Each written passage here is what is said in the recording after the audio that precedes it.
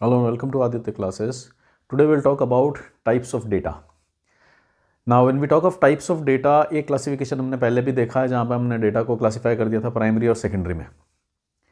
तो वो जो प्राइमरी डेटा जिसको हम कह रहे थे वो क्या था, वो जो क्लासिफिकेशन था वो बेसिकली किस पे था कि ऑन मेथड और mechanism of collection of data, और rather than mechanism of collection of data की जगह हु हैज़ कलेक्टेड, किसने वो डेटा कलेक्ट किया। अगर मैंने खुद ने, रिसर्चर ने या मेरी टीम ने कलेक्ट किया है तो हम उसको क्या कह रहे थे कि इट इज़ प्राइमरी डेटा, और किसी और ने कलेक्ट किया तो हमने उसको कह दिया था secondary data.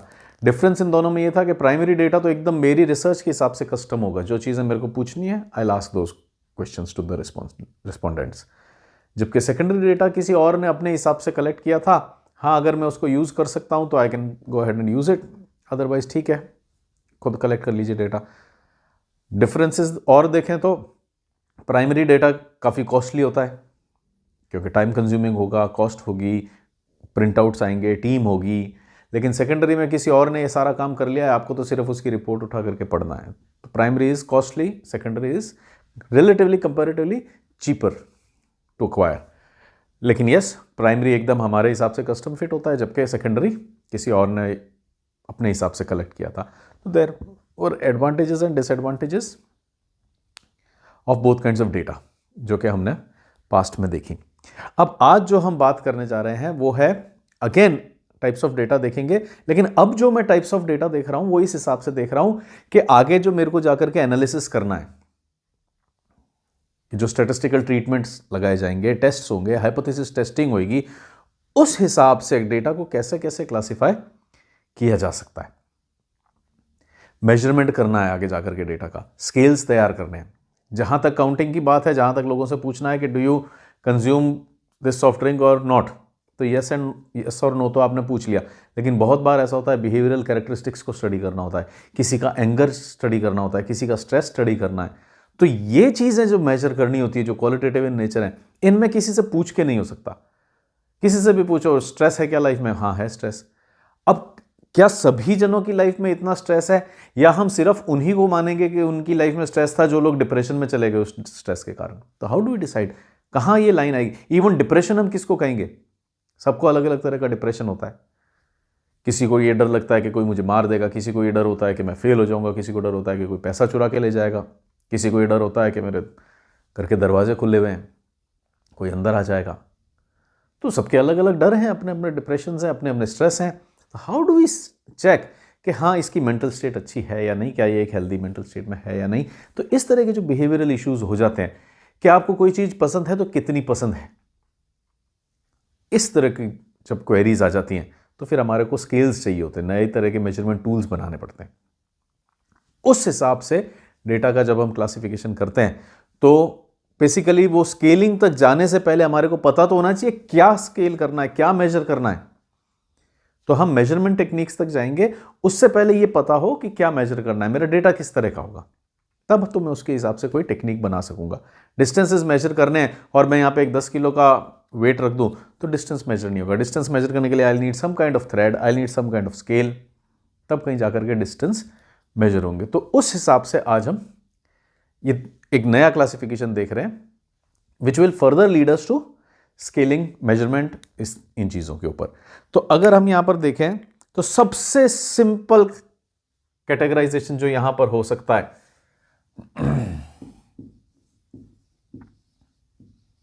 Types of data, सबसे सिंपल जो हो सकता है, जो सबसे सिंपल है, सबसे इजी है, वो है नॉमिनल डेटा। हाँ, अब जो नॉमिनल डेटा को मेजर करने के लिए स्केल तैयार किया जाएगा वो हो जाएगा नॉमिनल स्केल, है ना। तो सबसे पहला जो है वो है नॉमिनल डेटा। नॉमिनल डेटा किस तरह का होता है? नॉमिनल डेटा एक ऐसा डेटा होता है जिसके अंदर numbers, numerical values are given to attributes, are given to characteristics, just to classify them, उससे ज्यादा कुछ नहीं होता है। For example, gender based classification कर दिया हमने, तो हमारे पास क्या आएंगे, मेल, फीमेल, ट्रांसजेंडर।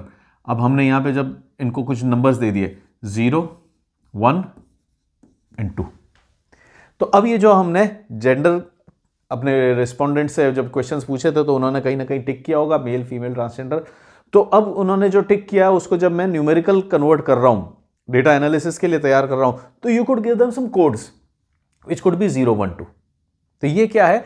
नॉमिनल, कि I have converted my data into some numbers. 0 1 2 जरूरी नहीं है, आप इनको नंबर्स दे सकते हो 34 35 एंड 48, कुछ भी नंबर्स दे दिए जिससे कि हमारे को क्लियर हो जाए। इसका एक बहुत अच्छा एग्जांपल आपने देखा होगा कि हम जो स्पोर्ट्स होते हैं, स्पोर्ट्स के अंदर जर्सी नंबर होता है, तो जर्सी नंबर कुछ भी हो सकता है 1 2 3 4 5 6 7 8 9 10 11। हाँ, जो बेंच स्ट्रेंथ को भी गिन लें तो 15 तक जा सकता है। और फिर भी किसी की जर्सी 99 होती है, किसी की जर्सी 61 होती है, किसी की जर्सी 27 होती है। तो वो ऐसा कोई क्राइटेरिया नहीं है, वो ब्रॉडली किस लिए होता है? एक आइडेंटिफिकेशन के लिए। हमारे इन्वेंट्री पड़ी होती है, स्टॉक पड़ा होता है, तो स्टॉक के अंदर आपके पास क्या पड़े हुए हैं? ग्रीन पेन्स पड़े हुए हैं, रेड पेन पड़े हुए हैं। अब हमने यहां पे इसको सीरियल नंबर क्या दे दिया? 0132। इसको हमने सीरियल नंबर दे दिया 0168। तो अब ये 0132 0168 क्या है? प्रोबेबली ये 01 तो मेरे को बता रहा है कि ये एक पेन कैटेगरी का है, और 32 में भी मेरे को बता रहा होगा कि ये मार्कर है या ग्रीन है या जैसा भी है। तो अल्टीमेटली अब यहां पे हमने जो ये कोड कर दिए हैं, इनका कोई लॉजिकल ऐसा नहीं है कि दिस 168 इज बेटर देन 132। ये तो बस नाम है, ये तो एक नंबर है। Nominal is literally a name. बड़े सारे ग्राउंड के अंदर दूर लोग खेल रहे हैं, दूसरी टीम वालों को हम जानते भी नहीं है, कमेंट्री भी चल रही है, तो बहुत बार ऐसा हो सकता है कि हमारे को आइडिया नहीं लग रहा है कि कौन है। लेकिन अगर मेरे को जर्सी नंबर है, बड़ा सारा जर्सी नंबर है, तो वो दिख जाएगा। तो it is just for identification. ये नॉमिनल डेटा जो है, it is just some kind of coding कि जो भी आपकी कैरेक्टरिस्टिक है, वो पेन्स हो सकते हैं, वो जेंडर बेस्ड हो सकता है, वो टीम के प्लेयर्स के नेम्स हो सकते हैं, कि जर्सी नंबर लगा दिया 1 2 3 4 5 6, तो इट इज नॉमिनल डेटा। इसमें मैं बिल्कुल नहीं कह सकता कि 168 is better then 132, 34 is better then 35। ऐसा कोई क्राइटेरिया, ऐसा कोई क्लासिफिकेशन नहीं लगता है। अगर ऐसा ही लगता है कि भाई बड़ा नंबर वाला ज़्यादा बेटर है, तो you could have classifications like 65 and then this could be 38। तो अगर हमने ये वाली कोडिंग की तो फीमेल्स बेटर हैं, ये वाली कोडिंग कर दी तो मेल्स बेटर हैं। तो ऐसा कुछ नहीं है, ऐसा कुछ नहीं है कि यहां पे इस नंबर की कोई वैल्यू है। नंबर की कोई वैल्यू नहीं है, ये तो सिर्फ एक कोड है। तो नॉमिनल डेटा क्या हो गया हमारा? एक टाइप का डेटा जिसको हम देखते हैं, सब जगह देखते हैं। जर्सीज पे देख रहे हैं, यहां पे कोडिंग देखते हैं, बुक्स के अंदर ISBN नंबर होते हैं। वो सिर्फ एक आइडेंटिफिकेशन है, एक मार्क है। तो वो होता है हमारा नॉमिनल डेटा। तो जो सबसे पहली टाइप का डेटा हमने देखा वो क्या हो गया? Nominal data. Ordinal data. अब ऑर्डिनल डेटा में क्या हो जाता है कि नॉमिनल में तो दीज वर सिंपली नेम्स, लेकिन ऑर्डिनल में एक ऑर्डर आ जाता है। जैसे कि first rank, second rank, fourth rank, eighth rank. अब यहां पे अगर student A, student B, student F, student C, अलग अलग स्टूडेंट्स की अलग अलग रैंक्स आई है, तो मैं यहां एक चीज गारंटी से कह सकता हूं कि ए की जो रैंक है it is better than B. मैं एक चीज बड़ी क्लियरली कह सकता हूं कि बी की जो रैंक है it is better than C. C की जो रैंक है it is inferior to rank of F. C की रैंक है 8th जबकि एफ की रैंक है 4th। तो सी की जो रैंक है वो एफ से इंफीरियर है। मैं इतना कह सकता हूं, बट मैं इनके बीच का गैप नहीं चेक कर सकता। मेरे को नहीं पता कि इन दो रैंक्स के बीच में गैप कितना है। फॉर एग्जाम्पल, अगर यहां पे 80% है और यहां पे 79% है, तो कैन यू जज कि यहां कितना परसेंट होगा? जो 4th रैंक आया उसका कितना परसेंट होगा? No idea. 4th आया उसका हो सकता है 78% हो, उसका 77% हो सकता है, उसका 60% हो सकता है, उसका 50% हो।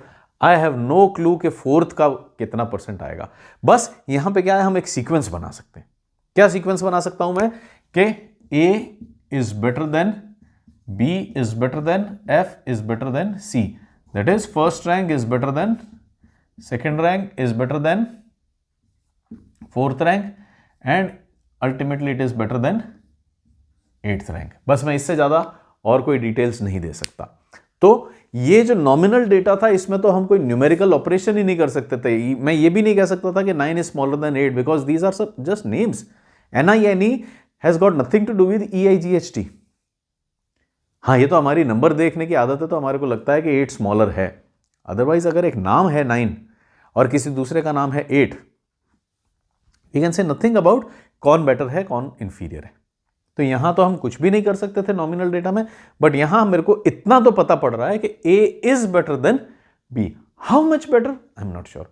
80 के आगे 79, किसी दिन ऐसा भी हो सकता है कि यहां 80 है और इसके आगे 48 है। तो कोई गारंटी नहीं है कि how much A is better than, और rather A is better by what amount as compare to B। बस बेटर है इतना मेरे को पता पड़ रहा है। तो ऐसा हो सकता है। तो यहां पे तो हम कुछ भी नहीं करवा रहे थे, यहां पे हम इनइक्वालिटीज तो एटलीस्ट सेटअप कर सकते हैं।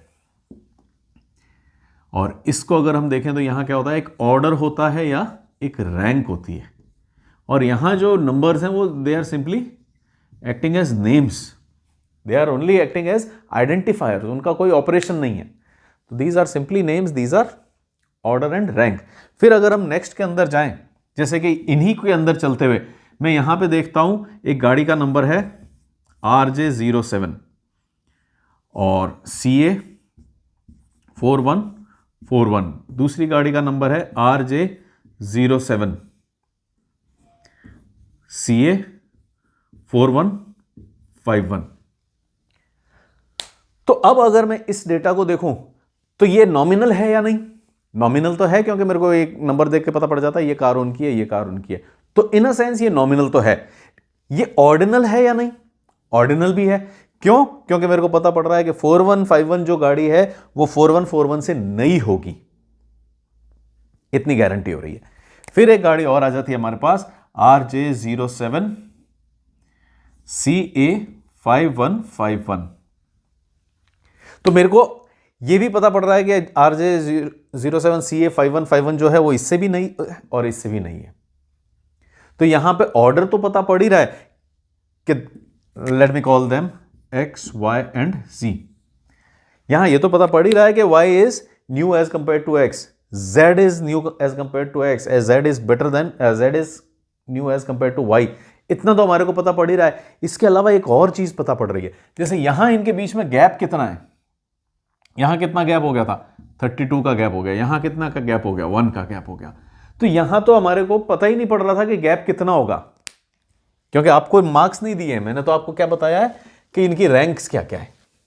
तो इनकी रैंक्स देख के हम नहीं बता सकते कि इनका गैप कितना होगा।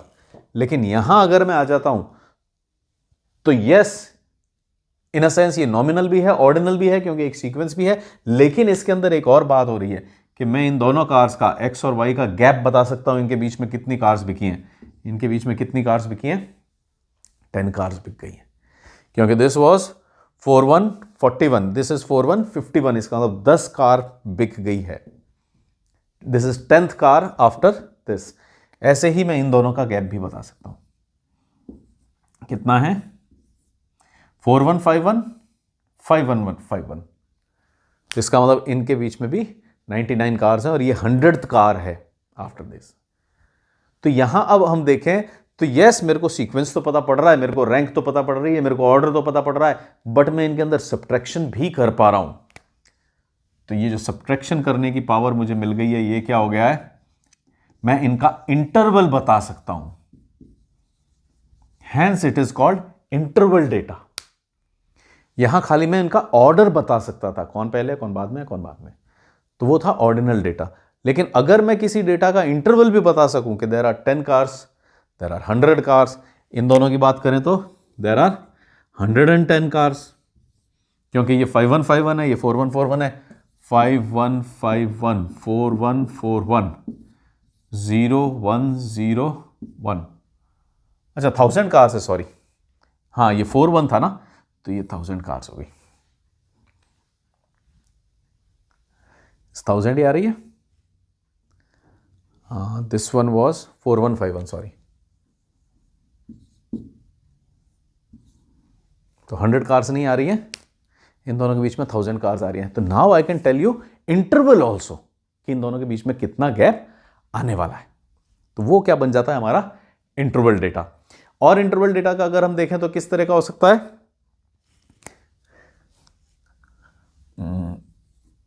8 AM 9 AM 10 PM 11 PM। क्या यहां पे मैं इंटरवल बता सकता हूं? इनका इंटरवल कितना है 1 आवर, इनका इंटरवल कितना है 1 आवर। तो क्या मैं ये कह सकता हूं कि the gap, the difference between 8 and 9 is equal to the gap between 10 and 11? बिल्कुल कह सकता हूं, क्योंकि मैंने इनका डिफरेंस देख लिया है। तो यहां पे मैं इनका इंटरवल देख पा रहा हूं। तो इंटरवल डेटा कौन सा होता है? जहां पे मैं दो चीजों का डिफरेंस निकाल सकूं, जहां पे मैं दो चीजों का सब्ट्रैक्शन कर सकूं, लाइक दिस। टेम्परेचर की अगर हम बात करें तो टेम्परेचर में क्या होता है 10 degree centigrade 15 degree centigrade and let there be 20 degree centigrade and 22.5 degree centigrade. अगर मैं इस तरह का लेता हूं तो क्या मैं यहां पे ये बता सकता हूं कि इनके बीच में गैप कितना है 5 डिग्रीज का गैप है। इन दोनों के बीच में गैप कितना है 2.5 डिग्रीज का गैप है। तो क्या मैं ऐसा कह सकता हूं कि this gap is half of the gap between 10 and 15? This gap is 2.5 times the gap between 20 and 22.5। इस तरह से मैं कह सकता हूं या नहीं कह सकता हूं कि यहां 1 आवर का है, यहां 1 आवर का है। तो अगर मैं ऐसा इंटरवल बता पा रहा हूं, अगर मैं उनका डिफरेंस देख पा रहा हूं, तो वो क्या बन गया हमारा इंटरवल डेटा, क्योंकि अब मैं इनका इंटरवल भी चेक कर पा रहा हूं। तो सेम नंबर्स, कहीं पे तो हमने क्या कर दिया था, player A, player B, player F, player C, इनको हमने जर्सी नंबर दे दिया 1, 3, 5, 14।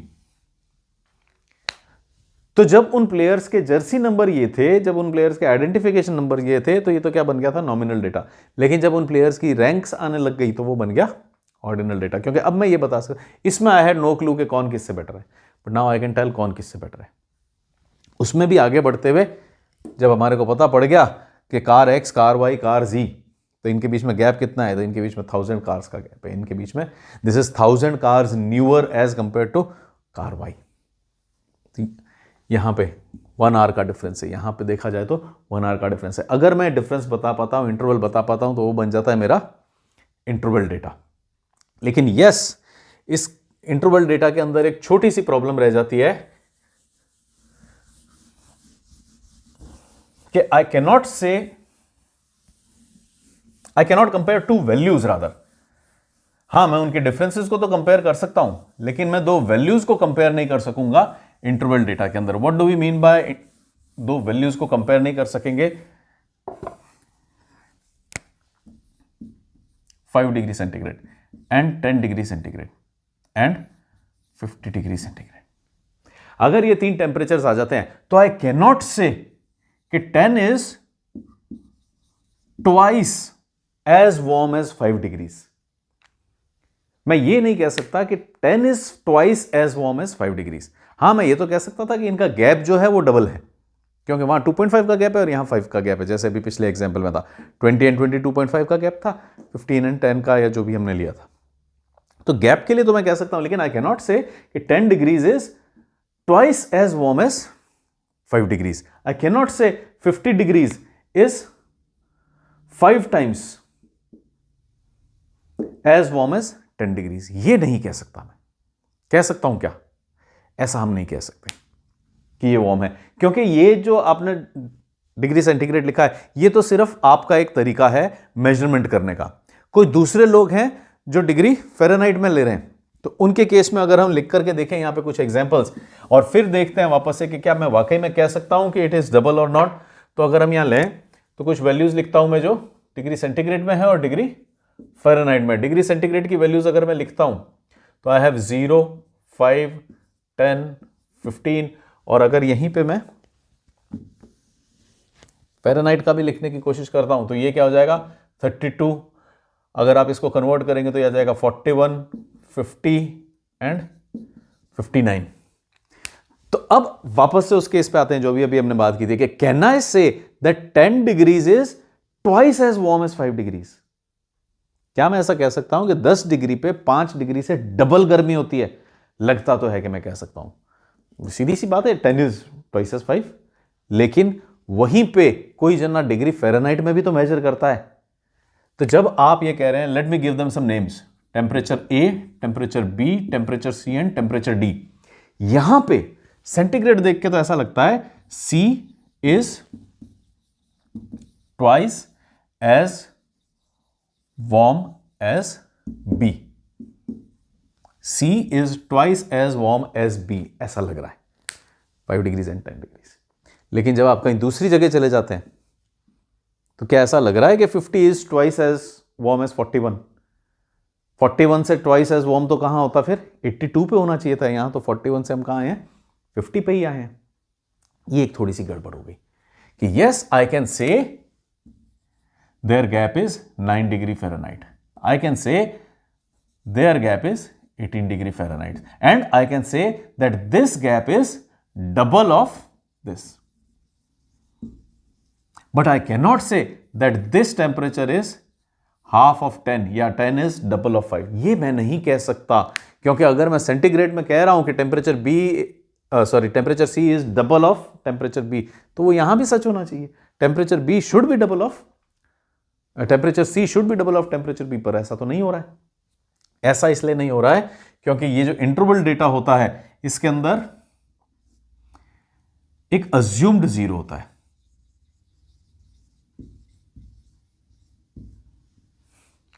इसके अंदर एक अज्यूम्ड जीरो चलता है। तो अब अगर मैं उसको कहूं अज्यूम्ड जीरो से प्रॉब्लम क्या आती है, अज्यूम्ड जीरो से फर्क क्या पड़ता है, उसको हम एक एग्जांपल के साथ यहां पे समझने की कोशिश करते हैं, फिर आपको शायद समझ में आए कि अज्यूम्ड जीरो से क्या प्रॉब्लम होती है।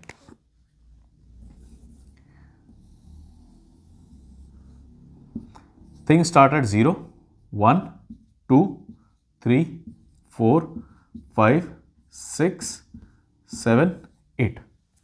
अब जब आप यहां पे 5 डिग्रीज पर आ जाते हैं और 5 डिग्री से 6 डिग्री पे जाते हैं, आप नंबर्स मानते हैं, जब मैं 5 पे आ गया और 5 से 6 पे ग्रो कर रहा हूं तो मेरी ग्रोथ कितनी हो रही है? 20% की ग्रोथ हो रही है। 5 पे मैं बैठा हुआ हूं, 1 यूनिट बढ़ गई। 1 यूनिट का मतलब कितना होता है? 1/5 इंटू 100। तो अगर मेरी कैलकुलेशन ऐसे चल रही है, अगर मेरा स्केल ऐसे चल रहा है और मैं 5 से 6 पे पहुंच रहा हूं, तो मैं क्या कहूंगा कि मेरी ग्रोथ कितनी है? 20% की है। बिल्कुल करेक्ट बात है। लेकिन अगर मैं इसको कह दूं कि नहीं, इसको मैं 0 नहीं मानूंगा, भाई 0 तो कोई गिनती ही तो है, मैं कहता हूं कि मैं इसको 0 मानूंगा। अगर मैं इसको 0 मानता हूं तो ये कितना हो गया? 1 हो गया। ये कितना हो गया? 2 हो गया। This is assumed.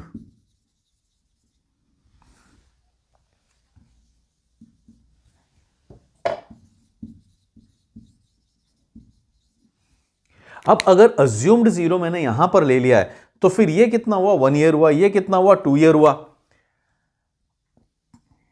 अगर मैं इन दो को कंपेयर करूं तो मैं यहां पे क्या कहूंगा कि ये कितना बढ़ गया? 100% बढ़ गया। सॉरी, मैं ये कहूंगा कि कितना बढ़ गया? From 1 it has gone up to 2, 100% growth है। और फिर यहां जो ग्रोथ होगी, जो इधर भी मैंने ग्रोथ देखी थी, from 2 it has gone up to 3, क्योंकि आपका अज्यूम्ड 0 इधर है तो 0, 1, 2, 3 इस तरह से चलेगा आपका काउंटिंग। तो अगर 0, 1, 2, 3 चल रहे हैं तो इस 2 से मैं यहां 3 जब पहुंचा हूं तो मैं यहां क्या कहूंगा कि 2 हैज बिकम 3। इसका मतलब 50% ग्रोथ हो गई है। 1 यूनिट बढ़ गई है on a scale of 2, 1 unit बढ़ गई है ऑन अ स्केल ऑफ,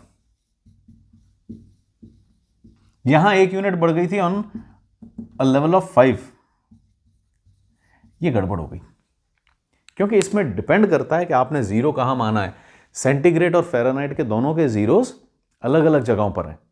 इसमें हम 0 डिग्री जिसको कहते हैं वो कुछ और है। क्या 0 डिग्री को मैं ये कह सकता हूं कि इसके अंदर कोई टेम्परेचर नहीं है? ऐसा नहीं कह सकता। जब मैं कहता हूं इसकी लेंथ 0 सेंटीमीटर है, इसका मतलब यहां कोई लेंथ नहीं है, ये तो गारंटी है। लेकिन जब मैं ये कहता हूं कि यहां 0 डिग्री सेंटीग्रेड है, तो क्या ऐसा है क्या कि यहां कोई टेम्परेचर नहीं है? यहां है एक टेम्परेचर जो यहां मेजर किया जा रहा है, 32 डिग्री फ़ारेनहाइट। तो यहां टेम्परेचर तो है। जब मैं ऐसा कहता हूं कि रात को 12 बजे टाइम कितना हो जाता है, you have your time as 23, 59:59 रात को 11:59 सॉरी दिस इज 23 रात को 11:59 59 सेकेंड्स। अब इसके बाद अगले सेकंड पे जो टाइम आता है वो क्या आता है? ये आता है। क्या मैं ऐसा कह सकता हूं कि जब टाइम 000 हो जाता है उस टाइम कोई टाइम नहीं होता है? टाइम तो होता है, हमने अज्यूम कर लिया है कि इस टाइम हम उसको 000 मानेंगे और फिर वहां से अपनी काउंटिंग शुरू करेंगे, जहां पे कि अपने को क्या मिलेगा 000001। इस तरह से हमारी काउंटिंग वापस बढ़नी शुरू हो जाएगी। उसमें अब हमने अजम्पशन क्या ले ली थी कि पूरे दिन को, साइकिल को हमने 24 आवर्स के अंदर बांट दिया। यहां पे आपने अजम्पशन क्या ले ली थी कि जब यहां पे आपको आइस मिल जाए और जब यहां पे आपको स्टीम मिल जाए, जहां पे वाटर इवेपोरेट होना शुरू हो जाएगा उसको आपने 100 कह दिया, जहां पे पानी जम जाएगा उसको आपने 0 डिग्रीज कह दिया। तो यहां भी तो आपने अजम्पशन लेकर के किया। ऐसा थोड़ी है कि 0 का मतलब कोई टेम्परेचर नहीं है या 100 का मतलब ये फाइनल टेम्परेचर आ गया, आगे भी टेम्परेचर चलते रहेंगे। तो same is happening over here कि यहां पे आपने क्या किया, अगर 0 इधर लिया तो यहां से यहां का मूवमेंट क्या बन रहा था 20%, लेकिन अगर मैंने 0 थोड़ा आगे खिसका दिया तो यहां से यहां का मूवमेंट क्या बन रहा था 50%। An advancement of 1 unit on a measurement of 5, 1 unit on a measurement। यहां फिर से advancement of 1 unit on a measurement of 2। अब ये गड़बड़ क्यों हो रही है? क्योंकि आप जीरोस को अज्यूम कर रहे हो, कहीं पे भी 0 मान रहे हैं। कैलेंडर के अंदर हम 1 जनवरी को फर्स्ट मान लेते हैं, तो वो ऐसा जरूरी थोड़ी है कि वहां फर्स्ट ही कुछ हो रहा है। वो तो ठीक है, एक अजम्पशन मानिए कि ठीक है आज से गिनती शुरू करेंगे तो आज से पहला महीना शुरू हो रहा है, एक दिन शुरू हो रहा है, तारीख 1 हो रही है, फाइन। तो यहां हमारे पास क्या है, इंटरवल डेटा के अंदर अज्यूम्ड 0 है। ये एक बड़ी प्रॉब्लम है। इस अज्यूम्ड 0 के कारण मैं इतना जरूर कह सकता हूं, इन दोनों के बीच में गैप कितना है 1 यूनिट का। इन दोनों के बीच में गैप कितना है 1 यूनिट का। भाई मेजरमेंट तो हमेशा सही चीज देना चाहिए ना। तो आप कोई भी मेजरमेंट ले लो, इन दोनों के बीच में गैप कितना आएगा, बराबर आएगा। इनके बीच में गैप कितना है 9। जितना गैप इनके बीच में है उतना ही गैप इनके बीच में भी है या नहीं है? बिल्कुल है, 9 डिग्रीज है। उसका डबल गैप यहां पर है या नहीं 18 डिग्रीज? बिल्कुल सही बात है। अब यहां गैप कितना है 5, यहां गैप कितना है 5, और जितना यहां गैप है उससे डबल गैप यहां है या नहीं? बिल्कुल सही है। 9 18 5 10। ये 5 10 9 18 क्यों हो गए? क्योंकि हमने जीरोस अलग जगह ले रखे थे। लेकिन यस सिमिलर टाइप की रीडिंग्स रही है। जितना ये गैप है उतना ये है, जितना ये गैप है उतना ये गैप है, जितना ये गैप है उसका डबल यहां है, जितना ये गैप है उसका डबल यहां है। तो वैल्यूज उस तरह से तो सेम आ रही है लेकिन फर्क आ रहा है। तो सब्ट्रैक्शन के लेवल तक तो ये चलता है, लेकिन जहां आप इसके रेशियोज लेने लग जाते हैं वहां गड़बड़ हो जाती है। तो इंटरवल डेटा कौन सा है? जिसमें एक अज्यूम्ड 0 होता है, where you can subtract things. आप सब्ट्रैक्शंस तो कर सकते हो, लेकिन इससे ज्यादा आगे आप बढ़ नहीं सकोगे। इससे आगे बढ़ते हैं, वहां कहां पहुंच जाते हैं हम? Ratio data. रेशियो डेटा में सबसे इंपॉर्टेंट बात क्या होती है? एक एब्सोल्यूट 0 होता है। रेशियो डेटा के अंदर एक एब्सोल्यूट 0 होता है। एब्सोल्यूट 0 से हमारे को फर्क क्या पड़ जाता है कि जब एब्सोल्यूट 0 रहना है तो इसका मतलब हर हाल में 0 तो कहां रहेगा? यहां पर ही रहेगा। एब्सोल्यूट 0 का मतलब है कि when I am writing something as 0, complete absence है उसकी। टेम्परेचर 0 लिखने का मतलब ऐसा नहीं होता है कि टेम्परेचर चला गया है। आपके यहां पर वो टेम्परेचर चला गया था, लेकिन फ़ारेनहाइट में जो मेजर कर रहा है उसके यहां वो 32 था। लेकिन व्हेन आई से कि 0 centimetre, it is absence of length. When I से 0 inches, it is absence of length. When I से 0 kilometres, it is absence of length. कोई भी यूनिट में जाके मेजर कर लूं, अगर 0 है लेंथ का मेजरमेंट 0 आ रहा है, इसका मतलब वहां वो लेंथ है ही नहीं। अगर मैं यहां कह दूं कि यहां पे 1 किलो सोना पड़ा हुआ है, सॉरी 0 किलो सोना पड़ा हुआ है, इसका मतलब there is absence of gold here. यहां पे आप देखेंगे तो कोई गोल्ड नहीं पड़ा हुआ है। तो व्हेनेवर आई से 0, इसका मतलब there is complete absence. When I say time is 0, इसका मतलब ऐसा नहीं है कि टाइम एब्सेंट हो गया। ये तो ठीक है, हमने इसको 0 माना है। यहीं पे हम थोड़ा सा इधर चले जाते हैं पाकिस्तान के अंदर तो उनका आधा घंटा अलग हो जाता है। बांग्लादेश के अंदर चले जाएंगे तो घंटा 1.5 घंटा हमसे अलग हो जाएंगे। तो ऐसा थोड़ी हो सकता है। वहीं बांग्लादेश के पास कलकत्ता भी है, वो हमारा जीरो मान करके चल रहा है, वो आईएसटी के हिसाब से चल रहा है। तो ऐसा नहीं है कि भाई उन दोनों के लिए टाइम अलग है। बस ठीक है, बंगाल वालों ने जो है वो इंडिया का टाइम ले रखा है तो आईएसटी से चल रहा है, बांग्लादेश वालों ने उस टाइम को थोड़ा एडजस्ट कर लिया है क्योंकि वहां सूरज जल्दी आ जाता है। तो हमने तो 12 बजे को क्या मान लिया है कि जब सूरज ऊपर होगा हमारे सर के ऊपर तो दिन के 12 बजे हुए होंगे। उस हिसाब से हम अपने आप को एडजस्ट कर लिया, हमने अपनी साइकिल को बांट लिया 24 आवर्स के अंदर। तो कहीं पे थोड़ा आगे चलता है टाइम, कहीं पे थोड़ा पीछे चलता है। लेकिन इंडिया जो इतना बड़ा स्टेट है, वहां पे हम देखें तो बंगाल में बिल्कुल अलग टाइम चल रहा है, राजस्थान में कुछ अलग चल रहा है, but still we are following IST. तो यहां क्या हो रहा है, एक अज्यूम्ड है। वेस्ट बंगाल ने मान लिया है कि ठीक है we are part of India, तो हमारे यहां पे टाइम इंडिया का ही चलने देते हैं। फाइन। तो यहां पे तो क्या था, अज्यूम्ड जीरो था। रेशियो स्केल के अंदर एक एब्सोल्यूट जीरो होता है। एब्सोल्यूट जीरो जब भी होता है तो आप कहीं पे भी कोई भी रेशियो निकाल देंगे वो बिल्कुल लॉजिकल निकलेगा। यहां पे आपने अगर इसको 1 कहा है और इसको आपने कह दिया है कि दिस इज डबल, तो यस ये इसका डबल रहेगा। अब वो आप सेंटीमीटर में मेजर कर रहे हैं तो सेंटीमीटर में क्या हो गया, this was 1 centimetre and this is 2 centimetre. Inches में अगर हम मेजर कर रहे हैं तो हो सकता है यहां पे 0.2 इंच आता और यहां पे 0.4 इंच बन जाएगा। तो यस इट इज डबल, हर हाल में डबल होगा। हम ग्राम्स में मेजर कर लें, किलोग्राम्स में मेजर कर लें, हम सेंटीमीटर्स में मेजर कर लें, किलोमीटर्स में मेजर कर लें, जो डिस्टेंस डबल हो रहा है वो तो किसी भी यूनिट के अंदर डबल होके ही रहेगा। जैसे कि 50 centimetre and 100 centimetre. 100 centimetre is double of 50। अब ये तो सेंटीमीटर में आपने लिख दिया, कोई जना इसको अगर मीटर्स में लिख रहा होता तो वो क्या लिखता, 0.5 मीटर एंड 1 मीटर। ये डबल का रिलेशन आया या नहीं आया। तो जहां पे ऐसा होता है कि हम रेशियोज निकाल सकते हैं, वो बिल्कुल बराबर आते हैं, प्रोपोर्शंस निकाल सकते हैं, वो हो जाता है हमारा रेशियो डेटा। तो ये 4 तरह का डेटा है जिसको कि हम जब रिसर्च में कलेक्ट करने जाएंगे तो इन 4 में से ही किसी तरह का डेटा हमारे पास जनरली आता है।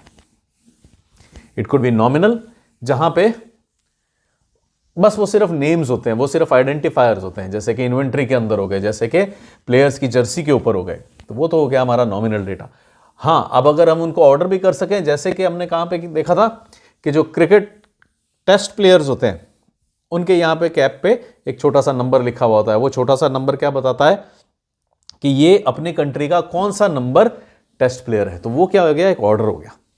तो उसमें अगर कोई जना 150 है और कोई जना 152 लिखा हुआ यहां, तो 152 वाला क्या है, 150 के बाद में आया है। पहले क्रिकेट किसने खेलना शुरू किया, 150 वाले ने, ये गारंटी है।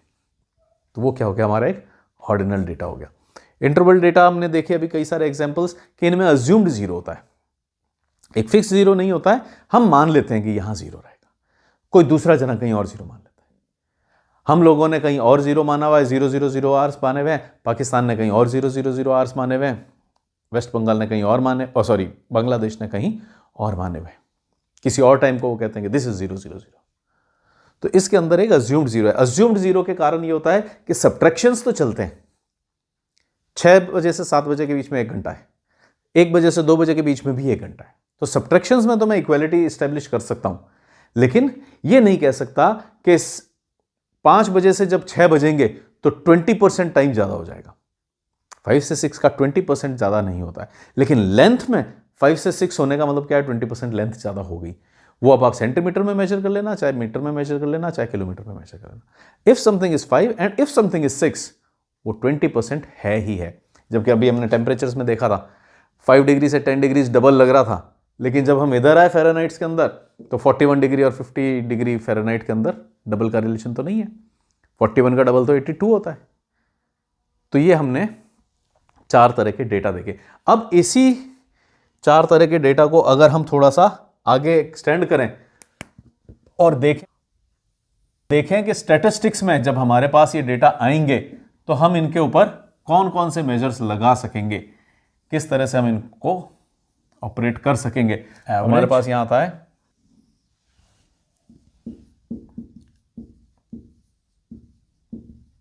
डिस्पर्शन,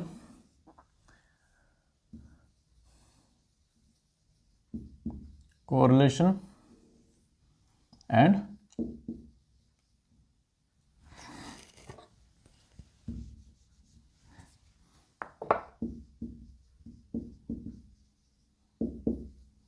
स्टैटिस्टिकल टेस्ट, और यहां आ जाएगा आपका टाइप ऑफ डेटा। कौन कौन से डेटा हमने देखे हैं?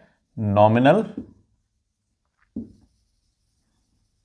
Ordinal, then we have interval, and finally there are ratio. तो ये जितने तरह के हमने डेटा देखे, इन्हीं को मेजर करने के लिए फिर आगे हम स्केल्स भी बनाएंगे। अब अगर हम एवरेजेस की बात करें कि कौन कौन सी एवरेजेस लग सकती है, तो नॉमिनल में because it is only at most what you can do is count how many male members, how many female members. तो यहां पे आप जो एवरेज यूज कर सकते हैं वो कौन सी हो जाएगी? मोड। हाँ, अब इसके अंदर ऑर्डिनल के अंदर क्या है? एक सीक्वेंस है, एक ऑर्डर है, रैंक है। याद करें हम मीडियन के अंदर हम क्या करते हैं? इनको सॉर्ट करते हैं from smallest value to largest value या largest value to smallest value. तो एक सीक्वेंस के अंदर रख देते हैं। सीक्वेंस के अंदर बेस्ट एग्जांपल, ऑर्डिनल डेटा क्या है? एक सीक्वेंस में।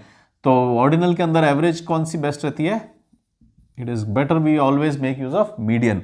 इंटरवल के अंदर हम आगे जाकर के मीन यूज कर सकते हैं। तो जो एवरेजेस हम पढ़ते हैं वो जनरली इस तरह के डेटा के ऊपर अप्लाई की जाएंगे। If you have nominal data, it is better we go with mode. If you have ordinal data, better we go with median.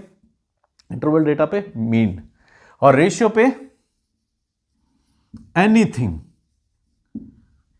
Ratio के अंदर तो ऑलमोस्ट हम सभी जगह क्या लिख सकते हैं? Anything studied in statistics. Ratio का तो कोई भी मेजर हो, आप डिस्पर्शन की, कोरिलेशन की, स्टैटिस्टिकल टेस्ट्स की बात करें, जो कुछ हम कहीं पे भी स्टैटिस्टिक्स में, रिसर्च में, हाइपोथेसिस टेस्टिंग में पढ़ रहे हैं, वो सब कुछ रेशियो पे तो लगता ही लगता है। हाँ, डिस्पर्शन की बात करें तो यहां पे तो हमारे को एज सच कोई डिस्पर्शन क्या देखेंगे हम? फैलाव क्या देखें? जर्सी नंबर हम देखते हैं तो किसी का 9 होता है, किसी का 29 होता है, किसी का 99 होता है, किसी का 10 होता है, किसी का 95 होता है। तो कोई है नहीं इनके अंदर, तो डिस्पर्शन हम मेजर भी नहीं कर सकते। These are just names. How can you find dispersion between Ram, Shyam, Sunil, Ramesh? ये तो नाम है, तो इनके अंदर डिस्पर्शन नहीं होता है। But yes, I can count Ram, Shyam, Sunil, Naresh, Ramesh, 5 जने हो गए, तो काउंट कर सकते हैं। तो हम मोड तो निकाल लेंगे। डिस्पर्शन यहां नहीं आता है। ऑर्डिनल के अंदर जनरली जो डिस्पर्शंस आते हैं, मीडियन के जैसे ही जो हमारे डिस्पर्शंस हैं वो कौन से हैं? Quartile range, percentile range. If you remember, median जैसी ही एवरेजेस है, पोजिशनल एवरेजेस हैं, क्वार्टाइल्स एंड परसेंटाइल्स। तो नहीं, क्वार्टाइल्स परसेंटाइल्स का आप अगर रेंज निकल लेते हैं तो वो क्या हो गया? हमारे मेजर्स ऑफ डिस्पर्शन। जबकि इंटरवल पे जब हम आ रहे हैं तो ऑलमोस्ट जो बेस्ट एवरेजेस हैं, बेस्ट मेजर्स हैं, उस पे आ गए हैं। Mean is assume to be best average. फिर यहां पे आप डिस्पर्शन की बात कर रहे हैं तो you can go head and use standard deviation. तो इंटरवल के अंदर हम स्टैंडर्ड डेविएशन को भी यूज कर सकते हैं। कोरिलेशन की अगर हम बात कर रहे हैं तो यहां पे तो ऑलमोस्ट कोई कोरिलेशन निकलेगा ही नहीं। Things are not related to each other. लेकिन यहां पे हम क्या कर सकते हैं? रैंक कोरिलेशन यूज कर सकते हैं। इधर हम प्रोडक्ट मोमेंट को कोरिलेशन यूज कर सकते हैं। ये जो जनरली हम कोरिलेशन यूज करते हैं, जहां पे सबसे पहले जो हम आर पढ़ते हैं, कोफिशिएंट ऑफ कोरिलेशन, वो आप यहां पर यूज कर सकते हैं, प्रोडक्ट मोमेंट। यहां तो सभी कुछ यूज हो रहा है। जो कुछ आपने ऊपर पढ़ा है डिपेंडिंग ऑन क्वेरी, इस पे तो सभी कुछ एप्लीकेबल है। किसके अंदर? रेशियो स्केल के अंदर। और स्टैटिस्टिकल टेस्ट की अगर आप बात करें तो जनरली यहां पे सिर्फ कौन से होते हैं? काई स्क्वायर टेस्ट हो सकते हैं। फिर ऑर्डिनल डेटा की अगर हम बात करें तो बाकी के जो नॉन पैरामेट्रिक टेस्ट हैं, रैंक सम टेस्ट पढ़ रहे हैं आप, तो वो सारे के सारे टेस्ट, कोई भी नॉन पैरामेट्रिक जो आप पढ़ रहे हैं, वो कहां पे लग सकते हैं? ऑर्डिनल डेटा पे लग सकते हैं। इंटरवल डेटा की अगर हम बात करें तो जनरली जो यूज होते हैं वो कौन से होते हैं? T test and F test. हाँ, अब अगेन रेशियो पे जब आता हूं तो फिर तो सभी कुछ यूज हो सकता है। तो this is how statistics can be applied. जो स्टैटिस्टिक्स हमने पढ़ी है, जो रिसर्च पढ़ी है, जो हाइपोथेसिस टेस्टिंग में हम आगे जाएंगे, तो कौन सा डेटा हमारा है तो कौन से टेस्ट उस पर लगाने चाहिए। तो आप देख लीजिए कि आपने किस तरह का डेटा कलेक्ट किया है। तो अब वो अगर नॉमिनल है तो these test can be applied, ordinal है तो इन टेस्ट के थ्रू हम उनका एनालिसिस कर सकते हैं। तो this is a discussion on types of data, nominal, ordinal, interval and ratio. So this was it on types of data. अब नेक्स्ट टाइम जब हम मिलते हैं तो इसी डेटा को मेजर करने के लिए, मेजरमेंट के लिए कुछ स्केल्स बनाएंगे। स्केल होते हैं वो क्या होते हैं? मेजर करने के लिए होते हैं। डिस्टेंस को मेजर करने के लिए हमारे पास स्केल होता है जिसको कि हम स्केल समझते हैं, लेकिन जो किलोग्राम है, ग्राम है, वो भी एक स्केल ही है, वो भी एक मेजरमेंट स्केल ही होता है, तो वो भी एक स्केल है। तो किसी भी चीज़ को मेजरमेंट करने के लिए क्या होते हैं? स्केल्स होते हैं। हम बिहेवियर को मेजर करने के लिए स्केल बना सकते हैं कि ये कितना एग्रेसिव है।